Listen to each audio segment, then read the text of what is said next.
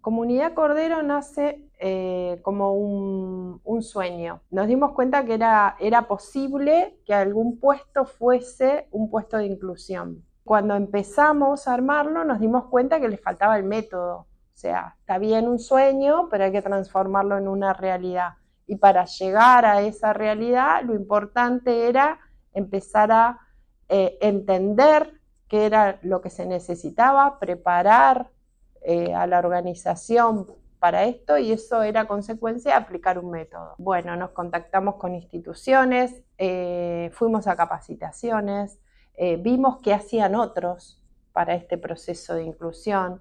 El primer entrenamiento o capacitación la hicimos en la AMIA, viendo cómo ellos manejaban la discapacidad y la inclusión dentro de sus programas, y fue esto de ver qué hacían otros. Y también entender que quizás no podíamos aplicar lo mismo que hacían otros, sino que darle un foco muy personal y muy adaptado a una empresa familiar, que su principal cliente es una automotriz japonesa, donde aplica un montón de métodos de mejora continua, y desde ese concepto es de donde nace la idea. Bueno, desde el principio tuvimos claro la diferencia entre integrar e incluir. Y sabíamos que queríamos incluir. ¿Por qué? Porque queríamos que la compañía se adapte a las personas y no que las personas se adapten a los procesos. Esta gran diferencia entre un foco y el otro lo que te permite es dar una mirada muchísimo más amplia sobre la inclusión en planta. La empresa Cordero tenía la necesidad de cubrir un puesto real en el sector de logística, entonces se comunica con el taller protegido para ver si había algún perfil de candidatos para cubrir ese puesto real. Analizamos el puesto con la técnica del perfectograma, donde vimos los requerimientos cognitivos y físicos exigentes del puesto, y a su vez se hizo el perfil de la persona candidata a ingresar. Este puesto real, concreto, que surgió en la empresa fue lo que nos sirvió para planificar una colocación de una persona con discapacidad en un puesto. La inclusión empieza en lo concreto: qué tareas, qué apoyos y qué ajustes necesita cada puesto. No es teoría, es práctica y acompañamiento real. La primera experiencia de inclusión no fue un éxito. La persona que vino, por más que estaba todo preparado para recibirla, no le gustó. Prefirió volver a su lugar. Y ahí había dos caminos: o terminábamos el proyecto o usábamos de eso como base para la mejora. Y es lo que hicimos. La inclusión no es lineal, que tiene que tener una atención, una concentración y un seguimiento y contención necesario para que la persona pueda incluirse dentro de un ambiente que no estaba acostumbrado. A partir del primer candidato, ¿qué hicimos? Cambiamos la estrategia. En vez de incluir a una sola persona, se incluyó 2 personas y se hicieron ajustes y con capacitaciones dentro del puesto y de los compañeros para que las personas se pudieran sentir más cómodos.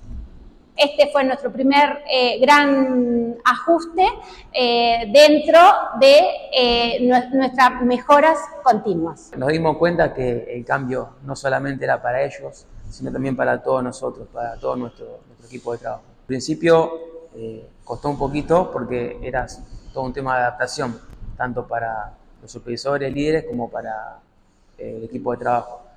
Pero la verdad que en el día a día lo hemos llevado adelante de la mejor manera. Es un aprendizaje para ambas partes, ¿sí? Y la realidad es que nos hizo mejor compañeros a todos, mejor forma de trabajo de equipo, sonrisa que nos ha sacado con su picardía del día a día. Cada incorporación la seguimos como un ciclo PDCA propio, porque cada persona es única. Planificamos el puesto, lo implementamos, evaluamos los resultados y ajustamos lo que sea necesario. A partir de las incorporaciones, nosotros tenemos indicadores en los cuales medimos el desempeño de la persona, el impacto que tuvo en el entorno, en las personas que están con él, en las adaptaciones que se pudieron hacer para esta persona. Pero lo que nos parece más importante es qué necesita la persona dentro de cada puesto, cada sector. Vemos también cómo se interrelaciona con sus compañeros, con sus supervisores, líderes.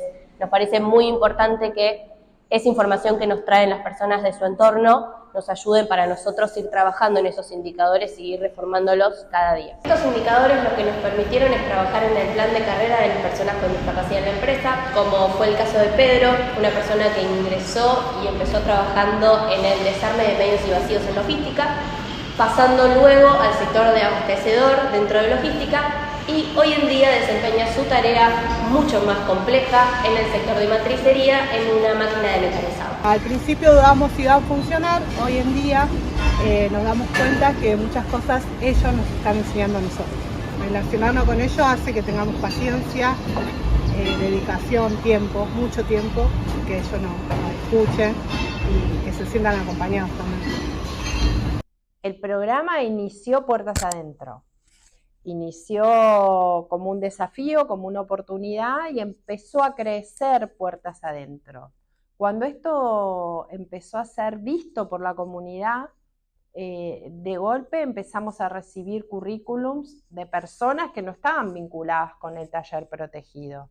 Entonces ahí empezó una nueva temática y ahí descubrimos que teníamos que seguir perfeccionándonos para ampliar este proyecto. ¿Por qué? Porque este proyecto también tenía que impactar en la comunidad. Entonces veíamos que ya lo estaba haciendo y ahí en el 2023 nos vinculamos con Omron, una empresa japonesa donde el 60% en una de sus compañías, el 60% de las personas que trabajan tiene discapacidad. Todo este espacio de sinergia y benchmarking con ellos nos desafió en 2 puntos principalmente. En uno, en pensar en tener todos nuestros puestos con la posibilidad de ser inclusivos. Y ahí nos pusimos el 2030 como meta. No solo nos centramos en discapacidad, sino en género, estatura, peso. Sí, y es un mapeo que nos permite poder brindar facilitadores para que cualquier persona pueda desempeñarse en ese puesto. Y por otro lado es la vinculación con otros, para darle más visibilidad al proyecto, llámese ONG, otras empresas, o sea, empezar a compartir qué era lo que hacíamos en Cordero. Esos son los 2 grandes puntos que nosotros tomamos de esa actividad que hicimos con Omron.